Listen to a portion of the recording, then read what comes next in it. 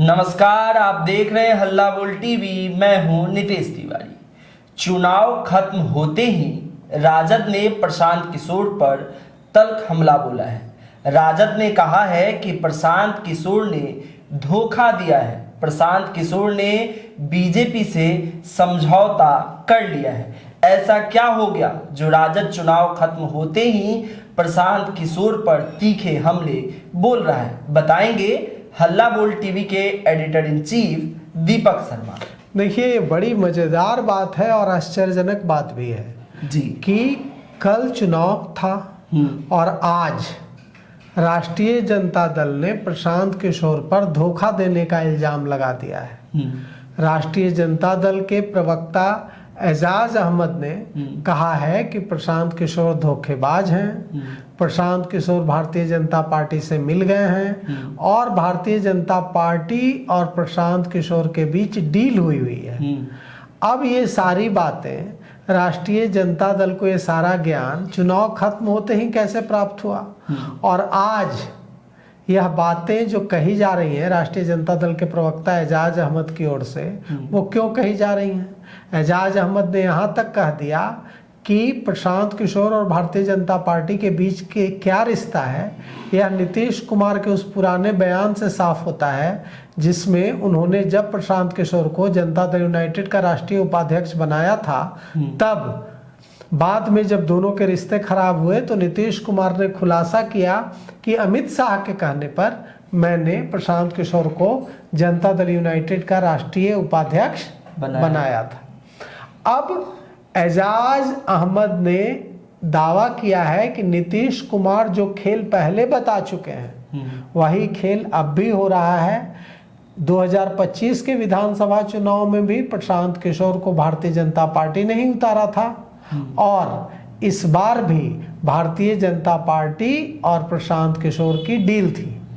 अब ये सारी बातें अगर कल से पहले कहते एजाज अहमद या राष्ट्रीय जनता दल के नेता पहले कहते तो बात समझ में आती। चुनाव के बाद ऐसा क्या कर दिया प्रशांत किशोर ने कि चुनाव के बाद राजद का प्रशांत किशोर से मोह भंग हो रहा है। तेजस्वी यादव घूमे पूरे चुनाव के 2 दिन तो घूमे ही रोड शो में, एक लाइन उन्होंने प्रशांत किशोर के खिलाफ नहीं बोला, भारतीय जनता पार्टी के खिलाफ बोला, अपनी पार्टी को जिताने की अपील की, प्रशांत किशोर पर चुप रहे। लेकिन कल चुनाव खत्म हुआ और आज राष्ट्रीय जनता दल ने बीजेपी पे हमला नहीं किया है, प्रशांत किशोर पर हमला किया है। ये खेल क्या है? इससे और ज्यादा सुगबुगाहट हो रही है राजनीतिक गलियारों में कि प्रशांत किशोर और आरजेडी के बीच क्या मामला था कि चुनाव तक तो आरजेडी कुछ नहीं बोली प्रशांत किशोर पर, जैसे ही चुनाव कल खत्म हुआ है आज आरजेडी ने हमला बोल दिया है। ऐसे प्रशांत किशोर भी कल 1 तारीख को दोपहर में प्रेस कॉन्फ्रेंस को संबोधित करने जा रहे हैं। निमंत्रण भेजा गया है पत्रकारों को। प्रशांत किशोर कल दोपहर में पत्रकारों से बातचीत करेंगे।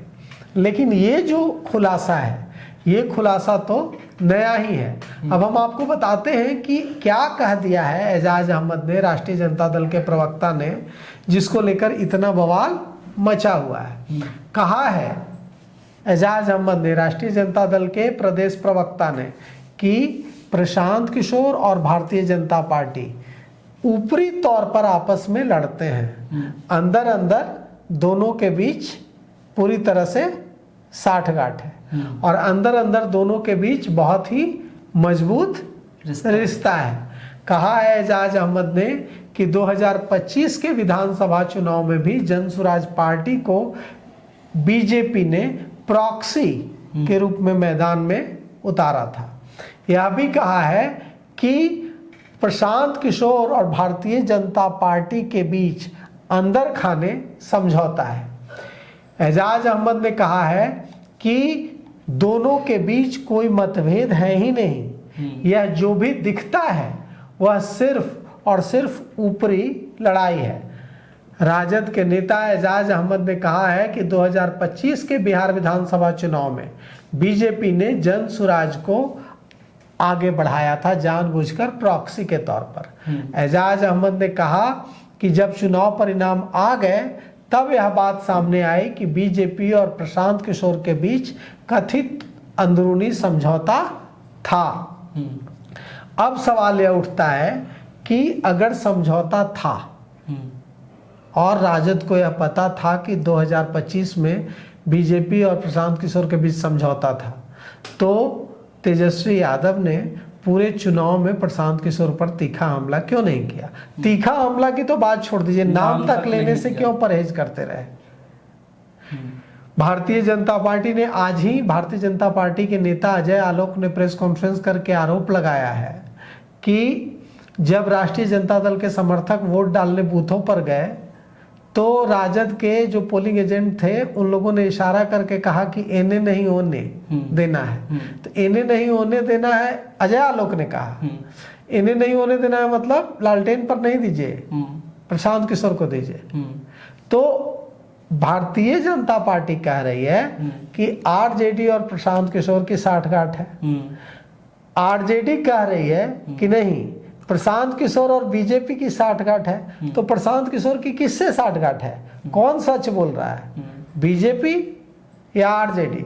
या प्रशांत किशोर इतने बड़े खिलाड़ी हैं कि उन्होंने दोनों से साठगांठ कर रखी है, बीजेपी से भी साठगांठ कर ली है और आरजेडी से भी साठगांठ कर ली है? ऐसा तो हो नहीं सकता। तो एजाज अहमद ने आज जो यह बयान जारी किया है, इसके बाद जनता और विश्लेषक सब कंफ्यूज हो गए हैं। एजाज अहमद ने कहा है कि बिहार की जनता बीजेपी और प्रशांत किशोर के बीच के खेल को समझ चुकी है।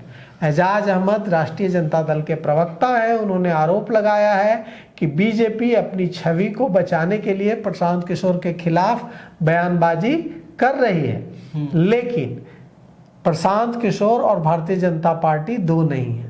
तो ये सारी बातें अगर आरजेडी चुनाव से पहले करती तो समझ में आता, बात समझ में आती कि हाँ भाई चुनाव से पहले।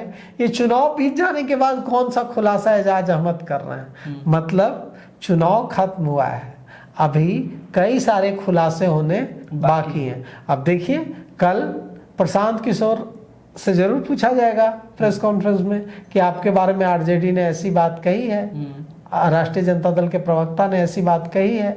अब देखिए प्रशांत किशोर इस पर क्या प्रतिक्रिया देते हैं और भारतीय जनता पार्टी इस पर क्या प्रतिक्रिया देती है, क्योंकि भारतीय जनता पार्टी पर भी तो आरोप है कि भारतीय जनता पार्टी और प्रशांत किशोर मिले हुए हैं। तो भारतीय जनता पार्टी से तो पूरा लड़ते दिखे हैं प्रशांत किशोर, और प्रशांत किशोर से भारतीय जनता पार्टी लड़ती दिखी है। तो अब आरजेडी कौन सा खेल खेल रही है? चुनाव बीतने के एकदम 24 घंटे नहीं हुए हैं और आरजेडी ने बम फोड़ दिया है। तो कुल मिलाकर के कुछ अंदर खाने बड़ी खिचड़ी पक रही है।